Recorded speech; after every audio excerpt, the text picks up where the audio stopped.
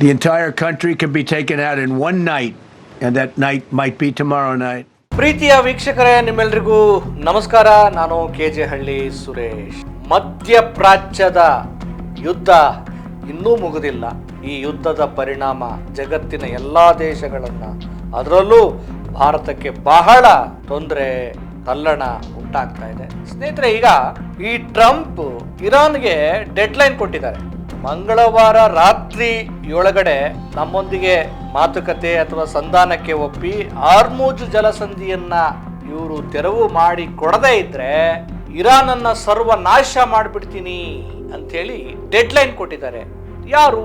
ಅಮೆರಿಕದ ಅಧ್ಯಕ್ಷ ಟ್ರಂಪ್. ಇನ್ನೊಂದು ಮುಖ್ಯವಾದ ವಿಷಯ, ಟ್ರಂಪ್ ವರ್ಸಸ್ ಟ್ರಂಪ್ ಅನ್ನುವಂಥ ಸಂದಿಗ್ಧ ಸ್ಥಿತಿ ಈಗ ಟ್ರಂಪ್ಗೆ ಬಂದಿದೆ. ಆ ವಿಚಾರವನ್ನ ನಾನು ಕೊನೆಗೆ ಹೇಳ್ತೀನಿ. ಅದಕ್ಕೂ ಮುಂಚೆ ಸ್ನೇಹಿತರೆ, ನೀವಿನ್ನೂ ನಮ್ಮ ಚಾನಲ್ಗೆ ಸಬ್ಸ್ಕ್ರೈಬ್ ಅನ್ನ ಮಾಡ್ಕೊಳ್ತಾ ಇದ್ರೆ ದಯಮಾಡಿ ಸಬ್ಸ್ಕ್ರೈಬ್ ಮಾಡ್ಕೊಳ್ಳಿ, ಲೈಕ್ ಮಾಡಿ, ಶೇರ್ ಮಾಡಿ, ನಿಮ್ಮ ಅಭಿಪ್ರಾಯಗಳನ್ನು ಕೂಡ ತಿಳಿಸಿ. ನಾನು KJ ಹಳ್ಳಿ ಸುರೇಶ್. ಸ್ನೇಹಿತರೆ, ಈ ವಿಡಿಯೋನ ಕೊನೆಯವರೆಗೂ ನೋಡಿ, ಮಹತ್ವದ ವಿಚಾರ ಇದೆ. ಈಗ ಈ ಎರಡೂ ದೇಶಗಳು, ಅಮೆರಿಕ ಮತ್ತು ಇಸ್ರೇಲ್, ಜಂಟಿಯಾಗಿ ಇರಾನ್ ಮೇಲೆ ಯುದ್ಧವನ್ನ ಮಾಡ್ತಿರುವಂತದ್ದು, ಮುಗಿ ಬೀಳ್ತಾ ಇರುವಂತದ್ದು. ಆದ್ರೆ ಈಗ ಕಾಲ ಕೆಲವೊಂದ್ಸಲಿ ಅತಿಯಾದ ದುರಹಂಕಾರ ಬಂದ್ರೆ ಪ್ರಕೃತಿ ಸರಿಯಾದ ಎದುರೇಟ್ ಕೊಡುತ್ತೆ ಅಂತ ಅನ್ನೋದಕ್ಕೆ ಒಂದು ಟ್ರಂಪ್ನ ಸ್ಥಿತಿ ಕಾರಣ. ಅದ್ರ ಬಗ್ಗೆ ನಾನು ಕೊನೆಗೆ ಹೇಳ್ತೀನಿ, ಪೂರ್ತಿ ಮಿಸ್ ಮಾಡದೆ ವಿಡಿಯೋ ನೋಡಿ. ಸ್ನೇಹಿತರೆ, ಈಗಾಗಲೇ ನಿಮಗೂ ನಮಗೂ ಗೊತ್ತಿರೋ ಹಾಗೆ ಟ್ರಂಪ್ ಇರಾನ್ಗೆ ಎಚ್ಚರಿಕೆಯನ್ನ ಕೊಟ್ಟಿದ್ದಾರೆ. ನಾವು ನಿಮ್ಮನ್ನ ಶಿಲಾಯುಗಕ್ಕೆ ಕೊಂಡೊಯ್ತೇವೆ, ಹಾರ್ಮುಜ್ ಜಲಸಂಧಿಯನ್ನ ನೀವು ಮುಕ್ತವಾಗಿ ಓಡಾಡೋದಕ್ಕೆ ಅವಕಾಶವನ್ನ ಮಾಡಿಕೊಡದೇ ಇದ್ರೆ. ಈಗಾಗಲೇ ಇರಾನ್ ತನ್ನ ಅಭಿಪ್ರಾಯವನ್ನ ಸ್ಪಷ್ಟಪಡಿಸಿದೆ. ನಾವೇನಾದರೂ ಸಂಧಾನವನ್ನ ಮಾಡಿಕೊಳ್ಳುವುದೇ ಆದರೆ ನಮ್ದೊಂದಷ್ಟು ಕಂಡೀಷನ್ಸ್ ಇದೆ. ಆ ಕಂಡೀಷನ್ಗೆ ನೀವು ಒಪ್ಪೋದಾದ್ರೆ ಸಂಧಾನಕ್ಕೆ ರೆಡಿ. ಅದಿಲ್ಲದೆ ಸುಮ್ಮನೆ ಧಮ್ಕಿ ಹಾಕಿದ್ರೆ, ನೀವು ಗುಡ್ರಕೆ ಹಾಕಿದ್ರೆ ನಾವು ಕೇಳೋರಲ್ಲ ಅಂತೇಳಿ ಇರಾನ್ ಸ್ಪಷ್ಟವಾಗಿ ಅಮೆರಿಕಕ್ಕೆ ತಿರುಗೇಟನ್ನ ಕೊಟ್ಟಿದೆ. ಈಗ ಅಮೆರಿಕ ಇರಾನ್ಗೆ ಹೇಳ್ತಿರೋದೇನು ಅಂದ್ರೆ, ನಾವು ಕೊಟ್ಟಿರುವ ಗಡುವಿನ ಒಳಗಾಗಿ ನೀವು ಹಾರ್ಮುಜ್ ಜಲಸಂಧಿಯನ್ನ ಮುಕ್ತ ಮಾಡ್ತಾ ಇದ್ರೆ ನಾವೇನ್ ಮಾಡ್ತೀವಿ ಗೊತ್ತಾ? ನಿಮ್ಮ ವಿದ್ಯುತ್ ಸ್ಥಾವರಗಳ ಮೇಲೆ, ಸೇತುವೆಗಳ ಮೇಲೆ, ಆಮೇಲೆ ಪೆಟ್ರೋಕೆಮಿಕಲ್ ಘಟಕಗಳ ಮೇಲೆ ನಾವು ದಾಳಿ ಮಾಡ್ತೇವೆ, ಸರ್ವನಾಶ ಮಾಡ್ತೇವೆ, ಅಲ್ಲಿಗೆ ನಿಮ್ಮ ಕತೆ ಮುಗೀತು ಬೆದರಿಕೆ. ಈ ಒಂದು ಯುದ್ಧದಲ್ಲಿ ಇರಾನ್ ಸಂಪೂರ್ಣವಾಗಿ ಕುಸಿದಿಲ್ಲ ಅಂತ ನಾವು ಹೇಳುತ್ತಿಲ್ಲ. ಆದ್ರೆ ಆ ಇರಾನ್ನ ಒಂದು ಕೆಚ್ಚೆದೆ ಇದೆಯಲ್ಲ, ನಾವು ಜೀವ ಹೋಗುವವರೆಗೂ ಹೋರಾಟ ಮಾಡ್ತೀವಿ ಅನ್ನುವಂಥ ನಿಲುವಿದೆಯಲ್ಲ, ಅದನ್ನ ಮೆಚ್ಚಬೇಕು. ಇನ್ನೊಂದು, ಇಂಥ ಒಂದು ಘೋರ ಯುದ್ಧ ಆಗ್ತಾ ಇದೆ. ಯುದ್ಧದ ಕಾರಣಕ್ಕೋಸ್ಕರ ಹಲವಾರು ದೇಶಗಳು ಸಮಸ್ಯೆಗಳನ್ನ ಅನುಭವಿಸ್ತಾ ಇದ್ದಾರೆ. ಆದ್ರೆ ಇತರೆ ಬಲಿಷ್ಠ ರಾಷ್ಟ್ರಗಳು ಈ ಯುದ್ಧವನ್ನ ನಿಲ್ಲಿಸುವ ಬಗ್ಗೆ, ಅಮೆರಿಕಕ್ಕೆ ಒಂದು ಎಚ್ಚರಿಕೆ ಕೊಡುವ ಬಗ್ಗೆ ಯಾರು ಕೂಡ ಧೈರ್ಯವಾಗಿ ಬರ್ತಾ ಇಲ್ಲ. ಇದು ಎಂತ ಅಸಹಾಯಕ ಸ್ಥಿತಿಯನ್ನು ತೋರಿಸುತ್ತೆ ಅಂತ ಅಂದ್ರೆ, ಇವತ್ತು ಇರಾನ್ಗೆ ಬೆಂಕಿ ಬಿದ್ದಿರಬಹುದು, ನಾಳೆ ಬೇರೆ ಬೇರೆ ದೇಶಗಳಿಗೂ ಬೆಂಕಿ ಬೀಳೋ ಸಂದರ್ಭ ಬರುತ್ತೆ. ಈ ಹುಚ್ಚನನ್ನ, ಈ ತಿಕ್ಲತನದ ವ್ಯಕ್ತಿಯ ಈ ದುರಹಂಕಾರ, ಸರ್ವಾಧಿಕಾರಿಯನ್ನ ಹಿಂಗೇ ನೋಡ್ಕೊಳ್ತಾ ಬಂದ್ರೆ ತುಂಬಾ ಕಷ್ಟ ಆಗುತ್ತೆ. ಅದಕ್ಕೇನೆ ಒಬ್ರು ಅಧಿಕಾರಿ ಸ್ಪಷ್ಟವಾಗಿ ಹೇಳಿದ್ರೆ, ಇದನ್ನ ಖಂಡಿಸಿ ನೀವೆಲ್ಲ ಅಂತ. ಮುಖ್ಯಸ್ಥ ಯಾರಪ್ಪ ಅಂದ್ರೆ, ಇವರು ವಿಶ್ವಸಂಸ್ಥೆಯ ಅಣುಶಕ್ತಿಯ ಕಾವಲು ಪಡೆಯ ಮಾಜಿ ಮುಖ್ಯಸ್ಥ ಮೊಹಮ್ಮದ್ ಎಲ್ ಬರಾದೆಯ ಅವರು ಒಂದು ವಿಚಾರ ಹೇಳಿದ್ದಾರೆ. ಈ ಹುಚ್ಚನನ್ನ ನೀವು ಕಟ್ಟಿ ಹಾಕದೇ ಇದ್ರೆ ಕೊಲ್ಲಿ ರಾಷ್ಟ್ರಗಳನ್ನ ಬೆಂಕಿ ಉಂಡೆ ಮಾಡ್ತಾನೆ. ಜೊತೆಗೆ ಚೀನಾ, ಬೇರೆ ಬೇರೆ ನ್ಯಾಟೋ ರಾಷ್ಟ್ರಗಳು, ಬಲಿಷ್ಠ ರಾಷ್ಟ್ರಗಳು ಯಾಕೆ ಇದನ್ನ ನೋಡಿ ಸುಮ್ಮನೆ ಕೂತಿವೆ? ಇದನ್ನ ತಡೆಯೋಕೆ ಕೊನೆ ಪಕ್ಷ ಅವನಿಗೊಂದು ಟ್ರಂಪ್ ಮೆಸೇಜ್ ಕೊಡಕ್ಕೆ ಇವ್ರಿಗೆ ಆಗಲ್ಲ ಅಂತೇಳಿ ಅವರು ಒಂದು ತಮ್ಮ ಸಂದೇಶವನ್ನ ಹೇಳಿದ್ದಾರೆ. ಸ್ನೇಹಿತರೆ, ಈಗ ಟ್ರಂಪ್ ಏನೋ ಇರಾನ್ಗೆ ಗಡುವು ಕೊಟ್ಟಿದ್ದಾನೆ, ಬಹುಶಃ ಒಂದು ದಾಳಿ ಮಾಡಬಹುದು. ಆದ್ರೆ ಈ ದಾಳಿ ಖಂಡನೀಯ ಅಂತ ಹೇಳಿ ಜಗತ್ತಿಗೆ ಒಂದು ಮಹತ್ತರವಾದ ಸಂದೇಶವನ್ನ ಸಾರೋದಕ್ಕೋಸ್ಕರ ಇರಾನ್ನ ಯುವ ಕ್ರೀಡಾ ಸಚಿವರಾದಂತಹ ಅಲಿರೇಜಾ ರಹೀಮಿ ಅವರು, ಸಾರ್ವಜನಿಕ ಮೂಲ ಸೌಕರ್ಯಗಳ ಮೇಲೆ ದಾಳಿ ಮಾಡುವುದು ಯುದ್ಧ ಅಪರಾಧ. ಯಾವುದೇ ಯುದ್ಧ ಆಗಲಿ, ಸಾರ್ವಜನಿಕರ ಮೇಲೆ, ಶಾಲೆಗಳ ಮೇಲೆ, ಮತ್ತೆ ಸಾರ್ವಜನಿಕರು ಉಪಯೋಗಿಸುವಂತ ವ್ಯವಸ್ಥೆಯ ಮೇಲೆ ದಾಳಿ ಮಾಡೋದು ಅದೊಂದು ಕ್ರಿಮಿನಲ್. ಅದೊಂದು ದುಷ್ಟತನ. ಯುದ್ಧವೇ ದುಷ್ಟತನ. ನಾವು ನೋಡಿದ್ವಲ್ಲ, ಈ ಅಮೆರಿಕ, ಇಸ್ರೇಲ್, ಇರಾನ್ನ ಏನು ಮಕ್ಕಳಿರುವಂಥ ಹಾಸ್ಟೆಲ್ ಮೇಲೆನೆ ಇವರು ದಾಳಿ ಮಾಡಿದ್ರು. 100-200 ಮಕ್ಕಳು, 200ಕ್ಕೂ ಹೆಚ್ಚು ಮಕ್ಕಳು ತೀರ್ಕೊಂಡು ಹೋದ್ರು.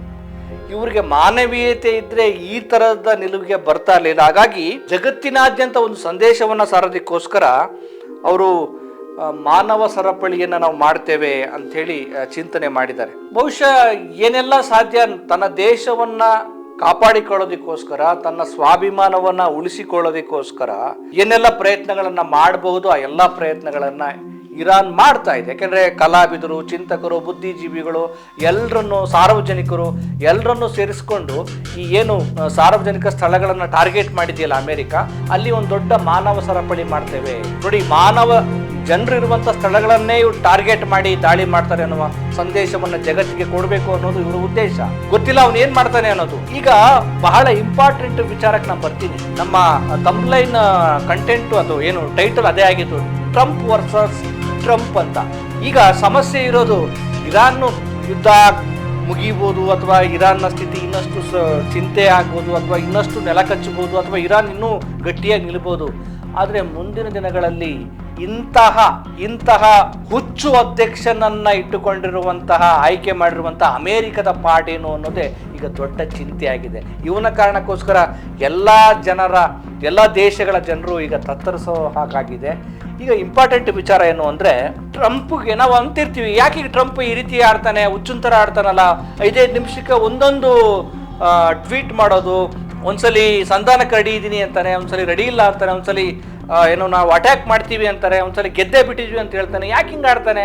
ಇವನಿಗೇನು ತಲೆ ಕೆಟ್ಟಿದೆಯಾ, ಅಥವಾ ಯುದ್ಧದ ಪ್ರೆಷರ್ಗೆ ಆ ಥರ ಏನಾದರೂ ಮಾಡ್ತಾ ಇದ್ದಾನ?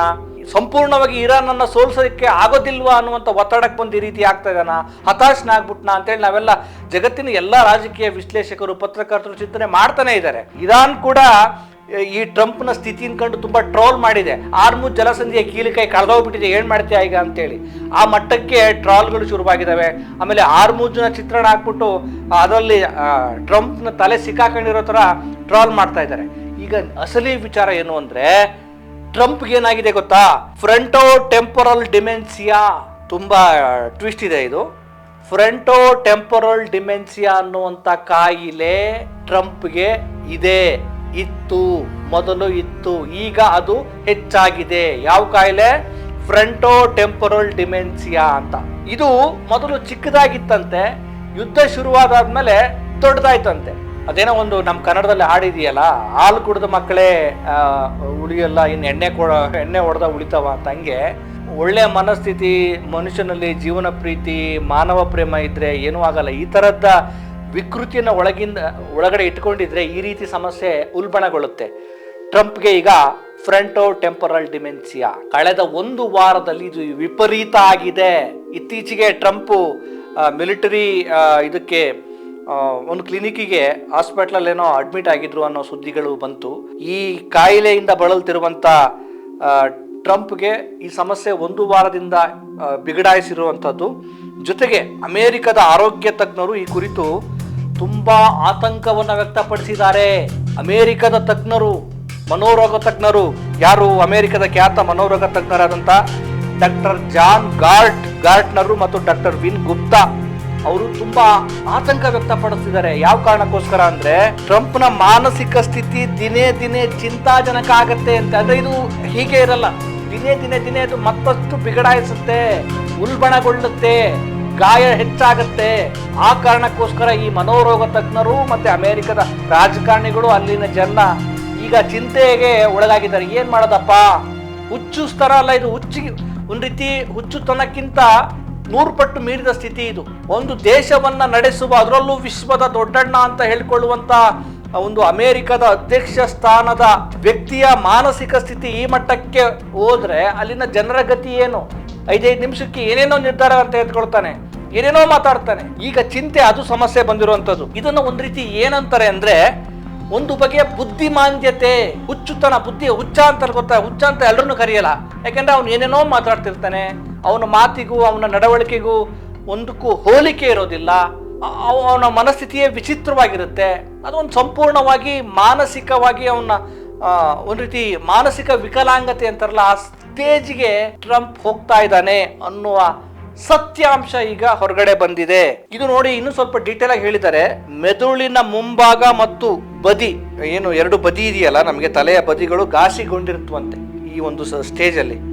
ಈ ಕಾಯಿಲೆಗೆ ಒಳಗಾದ ವ್ಯಕ್ತಿಯ ವರ್ತನೆ ಮತ್ತು ಭಾಷೆ ಹಿಡಿತ ಕಳೆದುಕೊಳ್ಳುತ್ತಾನೆ. ಅವನ ವರ್ತನೆ ಮತ್ತು ಅವನ ಭಾಷೆಯ ಮೇಲೆ ಹಿಡಿತ ಇರೋದಿಲ್ಲ. ಇದು ಹೀಗೇ ಮುಂದುವರೆದ್ರೆ ಸಂಪೂರ್ಣ ನರಮಂಡಲ ನಷ್ಟ ಆಗೋಗ್ಬಿಡತ್ತೆ. ಬ್ರೈನ್ ಡೆಡ್ ಅಂತಾರಲ್ಲ, ಆ ಒಂದು ಚಿಂತಾಜನಕ ಸ್ಥಿತಿಗೆ ವ್ಯಕ್ತಿ ಹೋಗ್ಬಿಡ್ತಾನೆ. ಹಾಗಾಗಿ ಟ್ರಂಪ್ ಆ ಸ್ಥಿತಿಗೆ ಹೋಗ್ತಾನ. ಈಗ ಟ್ರಂಪ್ ಇರಾನ್ ವಿರುದ್ಧ ಯುದ್ಧ ಮಾಡದಿರಲಿ, ತನ್ನ ವಿರುದ್ಧ, ತನ್ನ ಮಾನಸಿಕ ಸ್ಥಿತಿಯ ವಿರುದ್ಧ ತಾನೇ ಯುದ್ಧ ಮಾಡುವ ಒಂದು ಸಂಕಷ್ಟಕ್ಕೆ ತಲುಪ್ತಾ ಇದ್ದಾನೆ. ಇದರ ಪರಿಣಾಮವನ್ನ ಅಮೆರಿಕದ ಜನರು ಅನುಭವಿಸ್ಬೇಕು, ಪಾಪ ಇರಾನ್ ಕೂಡ ಅನುಭವಿಸ್ತಾ ಇದೆ. ಈ ಕಾರಣಕ್ಕೋಸ್ಕರ ಏನು ತೈಲ ಬಿಕ್ಕಟ್ಟು ಶುರುವಾಗಿದೆ. ಹೀಗಾಗಿ ಬಹುಶಃ ಏನ್ ದಾಳಿ ಮಾಡ್ತೀನಿ ಅಂತ ಹೇಳಿ ದಾಳಿ ಶುರು ಮಾಡಿರ್ಬೇಕು, ಮತ್ತೆ ನಾಳೆಗೆ ಇನ್ನೇನೋ ಒಂದು ಹಾಕ್ಬೋದು. ತುಂಬಾ ಕಷ್ಟ ಇದೆ. ಅದೇ ಹೇಳ್ತಾರಲ್ಲ, ಹುಚ್ಚರ ಕೈಗೆ ದೇಶವನ್ನ ಕೊಟ್ರೆ, ಹುಚ್ಚರ ಕೈಗೆ ಅಧಿಕಾರವನ್ನ ಕೊಟ್ರೆ ಅವ್ರು ಏನ್ ಬೇಕಾದ್ರೂ ಮಾಡ್ಬಿಡ್ತಾರೆ, ಕಷ್ಟ ಅಂತ ಹೇಳ್ತಾರಲ್ಲ, ಹಂಗಾಗಿದೆ. ಈಗ ಈ ಕಾಯಿಲೆಯಿಂದ ಬಳಲ್ತಿರುವಂತ ಟ್ರಂಪ್ ಇನ್ನೇನ್ ಮಾಡ್ತಾನೋ, ಅಮೆರಿಕದ ಜನರು ಇದನ್ನ ಹೆಂಗೆ ಸ್ವೀಕಾರ ಮಾಡ್ತಾರೋ, ಮತ್ತೆ ಇರಾನ್ ಇದನ್ನ ಯಾವ ರೀತಿ ನೋಡುತ್ತೆ, ಅದನ್ನೇನು ತಮಾಷೆಯಾಗಿ ತೆಗೆದುಕೊಳ್ಳುತ್ತಾ, ಈ ಟ್ರಂಪ್ನ ಮಾನಸಿಕ ಒಂದು ದುಸ್ಥಿತಿ ಇರಾನ್ಗೆ ಏನಾದ್ರು ಲಾಭ ಆಗುತ್ತಾ, ತುಂಬಾ ತುಂಬಾ ತುಂಬಾ ಫ್ಯಾಕ್ಟರ್ಗಳಿವೆ. ಇವೆಲ್ಲದಕ್ಕೂ ಡಿಪೆಂಡ್ ಏನಂದ್ರೆ ಟ್ರಂಪ್ನ ಮಾನಸಿಕ ಸ್ಥಿತಿ ಸರಿಯಾಗಬೇಕು. ಸರಿಯಾಗ್ತಾ ಇದ್ರೆ, ಸರಿಯಾಗುವ ಲಕ್ಷಣಗಳು ಖಂಡಿತ ಇಲ್ಲ, ನೋಡ್ಬೇಕು. ಅದು ಮತ್ತಷ್ಟು ಅಪಾಯ, ಮತ್ತಷ್ಟು ಆತಂಕ, ಮತ್ತಷ್ಟು ಸಂದಿಗ್ಧತೆ, ಮತ್ತೆ ವಿಚಿತ್ರ ವಿಕ್ಷಿಪ್ತ ಸ್ಥಿತಿಯನ್ನು ನಾವು ನೋಡೋ ಸಂದರ್ಭಗಳು ಬರಬಹುದೇನೋ. ಟ್ರಂಪ್ ನಮಗೂ ಕುತೂಹಲ ಇದೆ, ಟ್ರಂಪ್ನ ಈ ಮಾನಸಿಕ ಸ್ಥಿತಿ ಇನ್ನೂ ಯಾವ ಮಟ್ಟಕ್ಕೆ ಕುಸಿದೋಗ್ಬೋದು ಅನ್ನೋದು. ಇದು ಈ ಒಂದು ಸ್ಟೋರಿಯ ಮಹತ್ವದ ವಿಚಾರ. ಮತ್ತೊಂದು ವಿಚಾರದಲ್ಲಿ ನಿಮ್ಮನ್ನು ಭೇಟಿ ಮಾಡ್ತೇನೆ. ನಮಸ್ಕಾರ.